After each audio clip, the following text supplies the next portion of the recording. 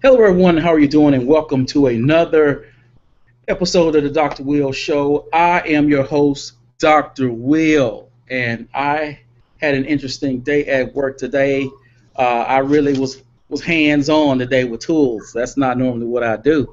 I am here with the amazing Kimberly Cawkwell from the University of San Diego Mobile Learning Technology Center. How are you doing, Kimberly?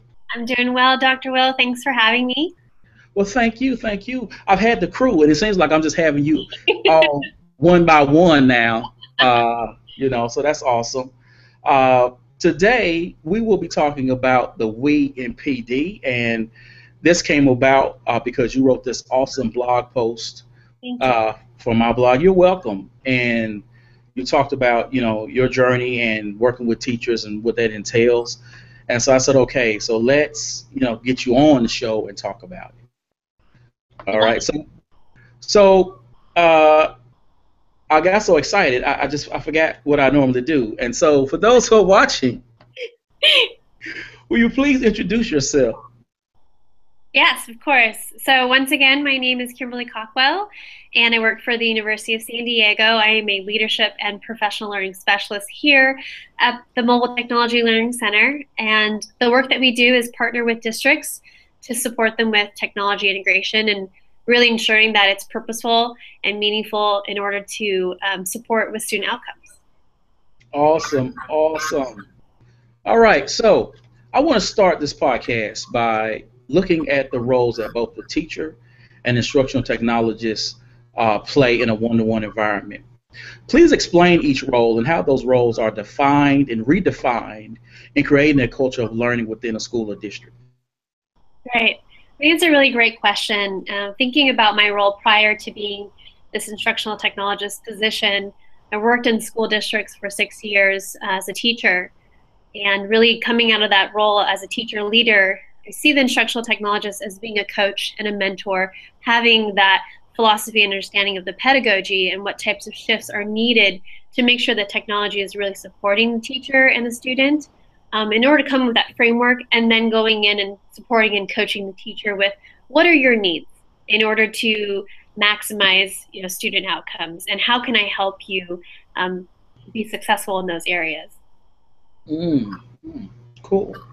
So now this next question, it comes from uh, ownership because both I've spoken with Dr. Martin, I've spoken with Cornejo Sanchez, and both talked about teacher ownership and those things. So should school administrators or district leadership be in the role be be in the business of setting professional learning targets for teachers, or should those goals be determined by each individual teacher? I think that's something that we work quite a bit with partnerships to making sure that all stakeholders have a voice in developing those expectations. I often hear teachers and even principals say, well, I want them to tell me what they want.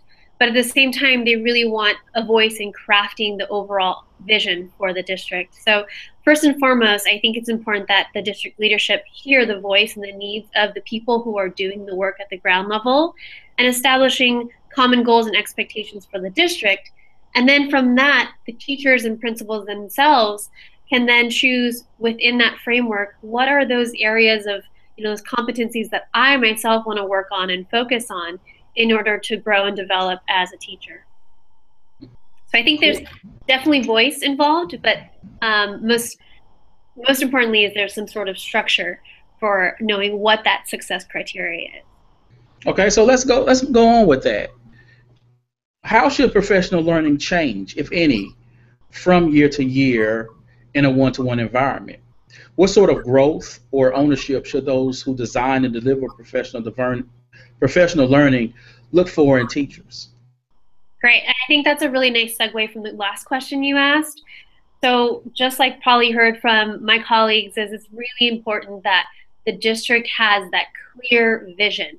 What is the ultimate outcome for students that we want to have when they leave our K-12 program or whatever the program is? And from there, then developing those professional learning cycles so that we can really help our district move that way. after each professional learning session, the district or whoever's designing it really needs to ensure that they're getting feedback from the people who they're delivering it to, and that will help inform what the next session will look like. So, for example, the work we're doing with the school district in Fallbrook, their clear outcome for the end of the year is we really want to have 4 shared outcomes for purposeful technology integration. And if that's the end, then we're going to backwards map what the professional learning looks like to ensure that there's the feedback loop, the coaching's in there, accountability, but we're slowly helping them develop and understand what does that mean to infuse technology, what are the tools, what kind of curriculum needs to be in place, what is the instructional shifts in order to get them there. So it kind of reminds me of, as a good teacher would always do is backwards map. What is at the end of this unit you want students to know and do? How are you going to get them there? How are you going to facilitate? Really understand what are their needs so that when you're moving them through that process, they are going to be successful in the Mm, end. that's cool. See, now one of the reasons that question came to me was, we are moving into I'm moving into year 2 for my one-to-one. Other locations I'm moving into year 3 for that one-to-one, and even next year I'm having additional locations come into a new cycle of the one-to-one. And as we are planning professional development, it's my thing is, okay, we were here this year. Where do we want to go next year and the year after? How can what do we do to make sure our teachers are continuing to grow and take risks and to just get better at what they're doing, and as well as their students having better learning experiences in the classroom. Yeah, and so it makes me think of some districts we work with have a 3-year plan or a 5-year plan when they first implement technology into their district. And so thinking about, okay, by the end of year 1, we should have a common understanding of how we want technology to be used. Year 2, we're going to deepen that even more, right? We want to connect to like authentic audiences. We want kids using this device to create, not consume. Moving away from gaming to actually getting kids to synthesize with it, make some products, prototypes, whatever that might be. And then year 3 might be something completely different. But I think if, thinking about the scope of work for you moving from year 1 to year 2, first off, like I said, is always assessing, like, did our teachers meet the end goal for year 1 with one-to-one, wherever they're at with how much devices they have. And then if they didn't, okay, maybe we need to differentiate and hit on some of those. But if they did, what is that next step to like elevate and push them deeper into really utilizing this for, like I said before, creation versus consumption, right? So it is difficult because some districts we work with, some schools, literally the teacher has 1 iPad, whereas another has one-to-one, but they're within the same district. So those have been really difficult, and like, how do you design it so that everyone has their needs met, and everyone is also being pushed at different levels? It is a difficult plan to do, but I definitely think that hearing their needs and how you can best support them has always been most helpful for me in designing those. Y'all just y'all got a great job. Y'all are superheroes. I'm like, Dr. Will. I'm looking for the cape and the uniform right now because you're doing some stuff. It's awesome. Wow. Okay. That's a lot. Well, you get me. I'm telling you, getting me excited over here. And so I'm gonna get to this next question. Now, before I get there, I want to preface sort of how I came to this point in the we. We were at a point to where administration was wanting to look at usage reports. Okay. And let's just say there was pushback from the teachers. And this was the beginning of the year, and they were also looking at me as central office people instead of one of theirs. Yeah. And so I had to shift that narrative. And when I started speaking to them, I started working from, instead of saying, you need to be using this, if you don't do this, you will be getting in trouble. I will have to report you for not doing this, blah, blah, blah. I Yeah. started talking about how we are in this together, Yes. how I relocated to the high school to be here with you, to work with you, to assist you to grow in any means that you want. We can be better. We can do better. We Yes. are better. Yes. And that's sort of how I came to that process, because I didn't want, I knew that I had to separate myself for them to see me as an ally. They could not see me as central office. Mhm. And so that's where that came from me. Mhm. So getting to the question, in your blog post, uh, you mentioned the we in professional learning. What do you mean, and how does that manifest itself in the planning and delivery of professional learning? Mhm. So this kind of going off of all the other questions, really a similar theme is really hearing the voice and kind of hearing, your story. It's really important developing that relationship. So you're hearing their experiences, they're hearing your experiences, and you all know we are all in this together for the same purpose. It's for the student, right? It's for the kids. We love them. I mean, teachers work so hard. They don't get paid very much, right? But they do it because of the love of the kids. And starting with what's at the true heart of the matter. There are many districts we work with, and I totally hear you because we're coming from an outside consultant position where they're like, well, you're definitely from central office. You got hired from them to help us with what we're doing. You don't know my classroom, you don't know my context. And it's really important, just like you did, in developing that relationship with the teacher. So once again, going back to that instructional technologist, you are a coach, you are a mentor, you're working together, right? And just like you said, we're not there to tell them what to do. We're there to help them succeed in what they want to do, in order to get to the end goal, which is the student.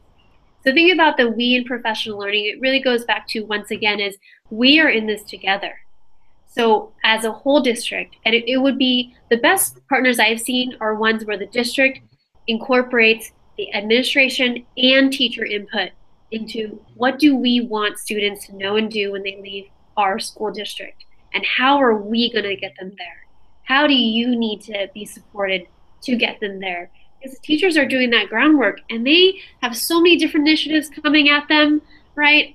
We need to make sure that we are supporting them and making sure we're not overloading them with all those different components. So just like you said, hearing their voice, developing the relationships, really making sure that they are part of this and not just, oh, this is what we want you to do. You need to do it. And if you don't do it, this is your consequence. That's not how we want it to be, because then instead of a culture of learning, you have a culture of fear or a culture of mistrust. And that's kind of what we've seen a lot is, ooh, district office, they keep telling us what to do. They're not hearing our voice. I don't feel like I can really trust, or maybe I don't feel like I can really grow, because I'm not giving the opportunity to have a voice in how I want to grow, or what I need to grow. Mm-mm-mm. And I had, I had to. I'm gonna be honest with you. I had to grow and shift and make a mental shift for myself to get where I am now, Yeah. because my mindset is generally, I don't want to, even though I work in education, sometimes I feel like I have this business mentality, this professional athlete mentality of I want to be the absolute best. I want to kill it every day. So that's how I approach my job like that. And so I had to remove sort of how I work from the equation, to work with teachers. I also had to remove myself from, I get paid to do a job. Yeah. They don't have to ask me, you know what I'm saying? They don't have to ask me to do my job. My check shows up. Yeah. Uh, and so it took me time to make that shift and going, this is going to be a process for my teachers. Yes. And and I have to work with them through that process and uh, not be impatient, Yeah. uh, not get frustrated, not get angry, not like you say, sort of force my will of this will be done, doggone it. It took me it took me a while Yeah. because in the beginning I was just like, uh, but when I took that step back, things really changed, and I took certain steps to become a part of the culture. Mhm. So when homecoming came, I was with teachers decorating. Right. Yeah. When they went on the field trip, I said, "Hey, do you need a chaperone?" So I went to chaperone. So, and then they even one of the teachers said, "Oh, look at you, Dr. Will. You're trying to be a part of the team." So even they saw that I was making that effort Mhm. to be with them, and again, not sort of separate myself from what they're doing. I think that's really important. And I think that similar kind of growth that you're describing, I really had to go through when I stepped into this role. I have really high expectations for myself as a teacher, and that kind of translates to what I have high expectations for what I know teachers can do and what I know students are capable of doing. And so coming into this, really, to be honest, at first, visiting some classrooms and working with some teachers, I was at times a little depressed or angry seeing what was happening in some of the classrooms and seeing teachers or hearing teachers say, oh, students can't do that. I can't trust them with that. And that mentality, I just couldn't, it was hard for me to understand. And so just like that experience you described, I had to take a step back and say, you know what? They might not see what I see as possible, but I'm going to help them get there. Baby steps if they need to, right? Um, and once again, going back to like, what is at the heart and the core heart of what you're doing? It's for the students, right? How did you love learning? And going through that, well, I love learning. And most of the times you'll hear, well, I loved it when I got to create something, when I got to collaborate with other people. I didn't like it when someone was just telling me what to do. I'm just like you might hear teachers saying, I don't like when districts are telling me what to do. Well, then why are we telling kids exactly what to do with their worksheets or whatnot? Let's get them to help craft and shape their own learning, right? So it is hard seeing what's possible with what technology can do, and so it's helping them come to an understanding. So telling them what's possible, they really need to kind of own that. Ooh, I see it. I can see that, and I want to do that. But I hear your journey. That's a similar process that I had to go through. Yeah. Yeah, it was a change. I didn't know I was I didn't know I was capable of that change, but I had to make it You did. if I was going to survive. Uh, I had those days. You know what I mean? Uh, so let's end this by talking about the why, because again, I've talked to Dr. Martin about this, and I tried this in the beginning of the year because I got this idea from Jenny McGarrah. She wrote a blog post and came out with this Google spreadsheet about IEPs for teachers. So teachers sort of explore their own professional development. Mhm. I gave them the form and I said, "What do you want to learn this year?" How can two teachers replied to the spreadsheet, and I was like, okay, because I didn't want to be the one setting the agenda Yes. for the PD. Uh, so for those teachers who are maybe finding it difficult to define their why, Mhm. or maybe they're not even interested in it because this technology is just not their thing. Um, what are the best ways to engage them and to assist them in doing the work of redefining their role in the classroom? I hear that's really difficult, especially when you're really working hard to hear their needs and you get two responses back. Hmm. I that has happened to me before too, so I feel you on that. Thinking about the why, it reminds me of a couple of different teachers I've encountered who either one, they don't believe in technology at all and don't even have that in their own household, right? Or two, it's like, I don't have time for that. I don't have time to teach them that. I'm not an expert at that. I've been doing it so well for, X amount of years. Why do I need this?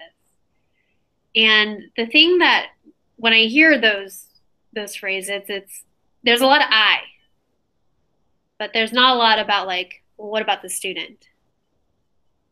Right? So first and foremost, I think it's important to hear their fears and empathize. I understand time is always a constraint in anything we do in our lives, right? And when you're not an expert at something and you're used to maybe for 25 years, 30 years being the expert in your subject area, that's scary. I can hear that, especially when kids are looking to you to learn and grow. So those are concerns I think are important and valid to hear them. And then going back to once again is the end goal really at the heart of it is the student, right? So even though you have this, oh, I don't know if I have time to learn this, I'm not an expert in this, I don't believe in technology, but what about them, right? Do they want the time for that? If we're not educating them with technology, how are they going to be a global competitive citizen if they're not understanding even how to use a digital literacy, right? How to understand how to navigate the web. So it's also about equity and access, right? We want to empower our students so that they can be advocates for themselves. And even though we might have our own fears, we need to figure out a way to overcome that so that we can really, truly help our students. So I think first and foremost, like I said, is hearing their concerns, and then really doing the heart of the matter is like, why are you in this? Why are we in this? It's for the student, right? And you as a learner, what are your best experiences as a learner? We do this activity called significant learning, where we just ask, what are moments of significant learning for you, whether it's in the class or outside of the class? And like I said, you'll hear so many people talk about like having that mentor teacher that inspire them that they could do it, or being able to like create something and see it come to fruition. Those kind of small moments where people have something that really impacted them in learning, we take that and we say, okay, if that for you is what learning means, is what we need to translate to our classroom. So I think those are kind of two different activities, hearing them, getting them to understand what does it mean to really be a learner, what does that environment look like. Okay, so if that is what we want, then what is that shift we need to make? So one shift, for example, is teacher as facilitator, right? Answers are everywhere now with technology. There's a really great YouTube video, Rubik's Cube question waiting to be answered. I love it because it's valuing the question over the answer. You can find answers everywhere now. Google it, right? But really understanding what the question is and driving the inquiry instead of just giving the answer is really what we value now more than anything, to really make sure that we have students who are innovators, who are advocating for themselves, and who are figuring out how to problem solve through those difficult situations. So I'm kind of getting on lots of tangents, but in order to help them redefine the role, I think hearing their needs, and then also above all, like readdressing that to what are the needs of the student, right? Because that's really at the true heart of what we're doing here. And then one is, okay, you got to overcome some of those fears of your own in order to help students then overcome the fears that they may encounter in their lives. I hope that answered your question. No, that was good. I was just sitting here going like, somebody got some popcorn. I like talking. No, I was like, I'm enjoying this. Like I was like, you're like, like this is awesome. This is some good stuff. You welcome, and it's interesting, to hear, again, to speak to you, to speak to your crew, because generally speaking, people who have my job at schools, when we go to sort of conferences,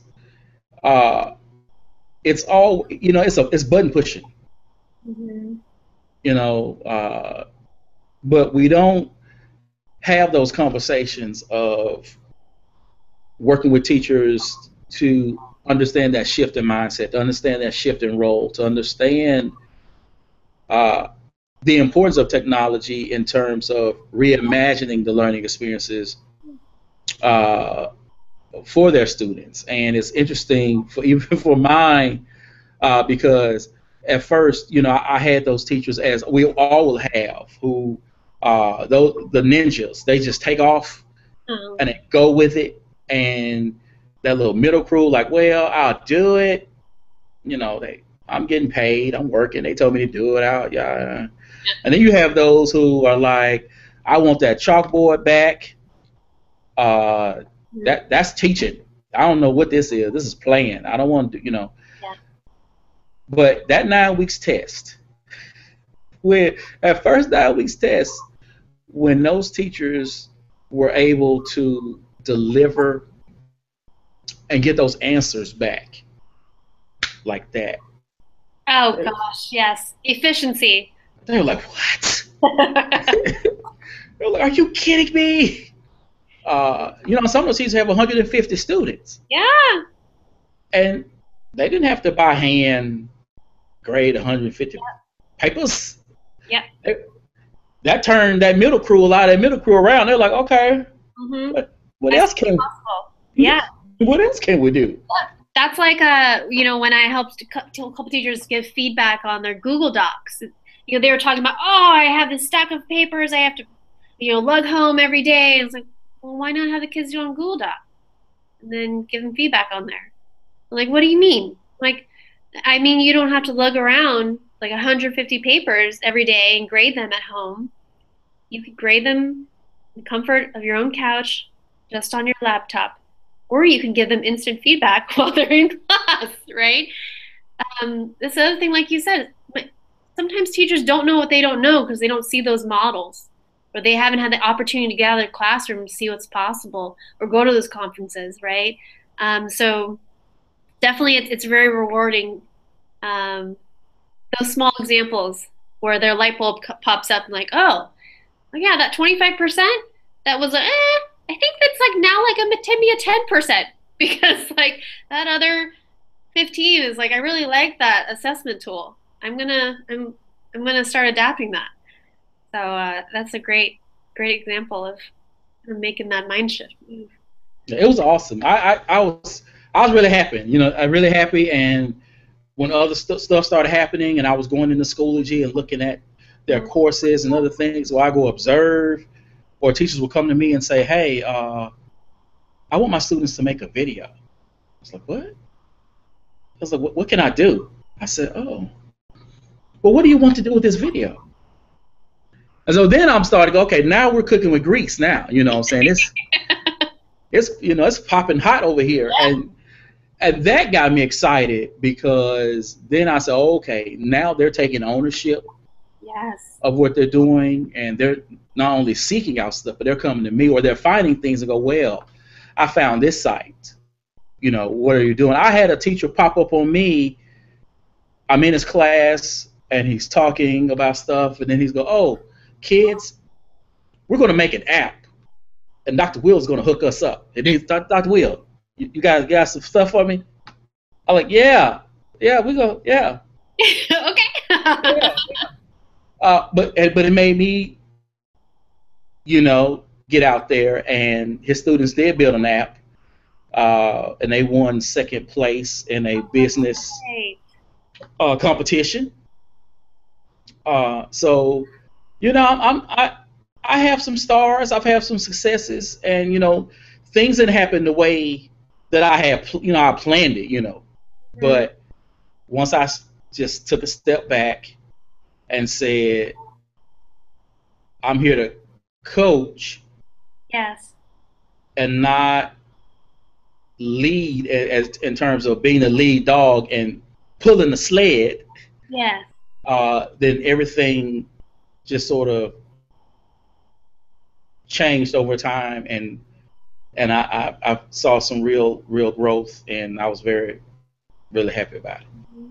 That's awesome. Man, you said it exactly right. We were there to coach and support. and when, like you said, when they own it, gosh, it's beautiful. And then they're so excited they want to share it with everyone. And then that kind of spreads that culture of learning, like you had talked about earlier. So definitely it is hard. Change is never easy for everyone. But in the end, like I keep reiterating, it's about the student experience. It's about the student. So we got to keep growing, got to keep learning, lifelong learners, right? To really make sure that we're helping that student outcome. Awesome. Well, thank you again, Thank you, Dr. Kimberly, for you're welcome for being such an awesome guest on the show. I had just such a wonderful time. I don't know if people are going to watch the whole show. I hope they do because, again, to me, it was awesome. So, as always, people, be you, EDU, and this podcast will be on SoundCloud, my blog, and YouTube. I'll holler at y'all later. Peace.